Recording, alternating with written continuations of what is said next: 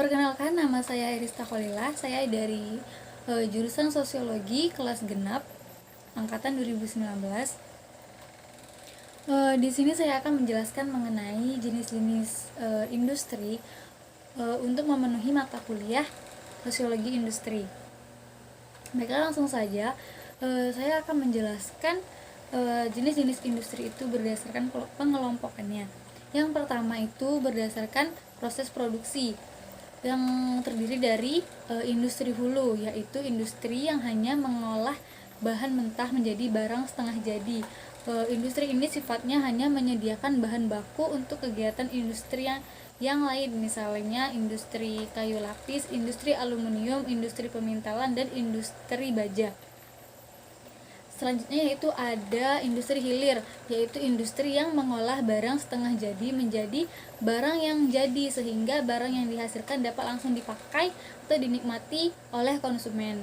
Contohnya itu seperti pesawat terbang, industri konveksi, industri otomotif, dan industri mebel.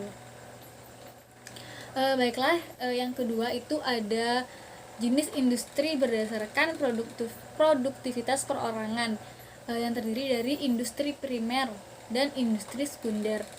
Industri primer itu adalah industri yang barang-barang produksinya bukan hasil olahan langsung atau tanpa diolah terlebih dahulu. Contohnya adalah produksi pertanian, peternakan, perkebunan, perikanan, dan sebagainya. Yang kedua ada industri sekunder. Nah, industri sekunder adalah industri yang bahan mentah diolah sehingga menghasilkan barang-barang untuk diolah kembali, misalnya pemintalan benang sutra, komponen elektronik, daging kaleng, dan sebagainya. Oke, selanjutnya yaitu ada jenis industri yang dikelompokkan berdasarkan SK Menteri Perindustrian nomor 19 garis miring M garis miring 1 garis miring 1986.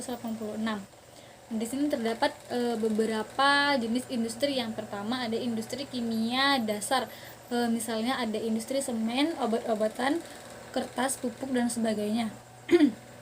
Yang kedua ada industri mesin, contohnya industri pesawat terbang, kendaraan bermotor, tekstil, dan lain-lain. Yang ketiga ada industri kecil, contohnya itu industri roti, kompor minyak, makanan ringan, es, minyak goreng curah, dan lain-lain. Selanjutnya ada aneka industri, yaitu ada industri pakaian, industri makanan dan minuman, dan juga yang lain-lain. Baiklah, selanjutnya yaitu ada jenis industri yang dikelompokkan berdasarkan pemilihan lokasi, yang terdiri dari yang pertama itu ada industri yang berorientasi atau menitikberatkan pada bahan baku atau supply oriented industry, yaitu jenis industri yang mendekati lokasi di mana bahan baku berada untuk memangkas atau memotong biaya transportasi yang besar. Yang kedua ada industri yang tidak terkait oleh persyaratan yang lain, yaitu industri yang didirikan tidak terkait oleh syarat-syarat di atas. Industri ini dapat didirikan di mana saja karena bahan baku, tenaga kerja, dan pasarnya sangat luas serta dapat ditemukan di mana saja. Misalnya itu ada industri elektronik, industri otomotif, dan industri transportasi. Ada industri yang berorientasi atau menitikberatkan pada pasar atau market oriented industry, yaitu industri yang didirikan sesuai dengan lokasi potensi target konsumen. Industri jenis ini akan mendekati kantong-kantong di mana konsumen potensial itu berada. Semakin dekat ke pasar akan semakin menjadi lebih baik. Industri yang berorientasi atau menitikberatkan pada tenaga kerja atau manpower oriented industry, yaitu industri yang berada pada lokasi di pusat pemukiman penduduk karena biasanya jenis industri tersebut membutuhkan banyak pekerja atau pegawai untuk lebih efektif dan efisien. Selanjutnya yaitu ada jenis industri yang dikelompokkan berdasarkan modal.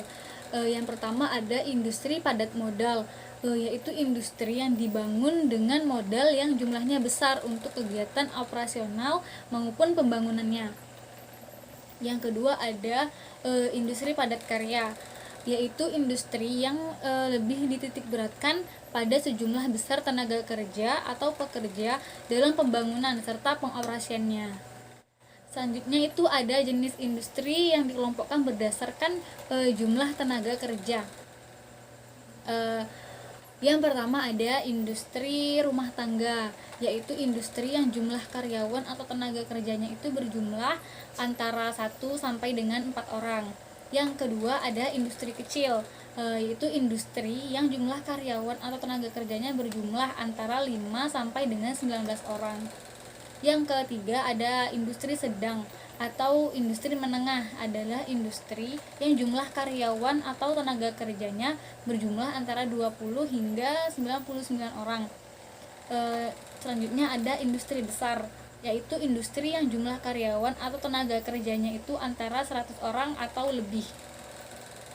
Selanjutnya yaitu ada jenis industri yang dikelompokkan berdasarkan tempat bahan baku. Yang pertama ada industri ekstraktif, yaitu industri yang bahan bakunya diambil langsung dari alam sekitar.